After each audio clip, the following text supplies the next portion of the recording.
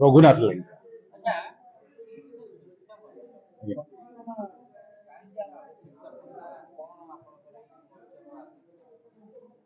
शिक्षा सुरक्षा मंच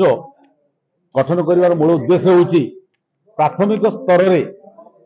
केवल शिक्षा ना बाहाना चली सरकार कोटी कोटी टंका खर्च करुले सुधा शिक्षा क्षेत्र में जी पारदर्शिता रहा कथा एवं शिक्षा मान जहाँ हवा कथा न होता कारण आम मर्माहत एवं शिक्षार अग्रगति न होता कारण आज समाज बहु भाव माने बहुत समस्या सम्मुखीन होउछु से शिक्षा सुरक्षा मंच गठन करिछु। अच्छा आगामी दिन में जे प्राथमिक स्तर में जो स्कूल गुड़िकर अच्छी जो स्कूल गुड़िकर देखा साधारण भाव सहरांचल आवश्यकता ठार अधिक शिक्षक शिक्षयित्री एवं ग्रामांचल शिक्षक शिक्षक अभाव परिलक्षित होउछि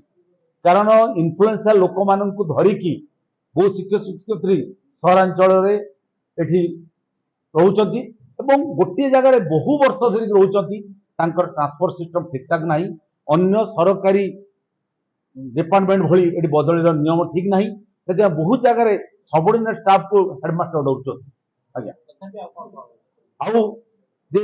आमे चतुर्थ पंचम पिला को आपण पचारिबे प्रथम द्वितीय पाठ कहि पारु नाही आमर ए शिक्षा सुरक्षा मंच से दिगरे विभिन्न जगह पिला को नेकी कंपटीशन कराइबो स्कूल देखिए बहुत प्रकार पाठ पढ़ा जाए साधारण भाव किंतु गोटे पंचम श्रेणी पास कर सारा बेसिक कथा वर्णबोधन लिखि पार्थुबो आम डाकिबा जहाँ गोटे वाक्य गठन लिखि पार्थुबो पणिखिया लिखि पार्थुबो 1 2 100 लिखि पार्थुबो से असमर्थ से आम कंपटीशन कराइबु एवं जो जो स्कूल पिला क्वालिटी हम देखिबु जो आम टेस्ट कराइबु कंपटीशन कराइबु जो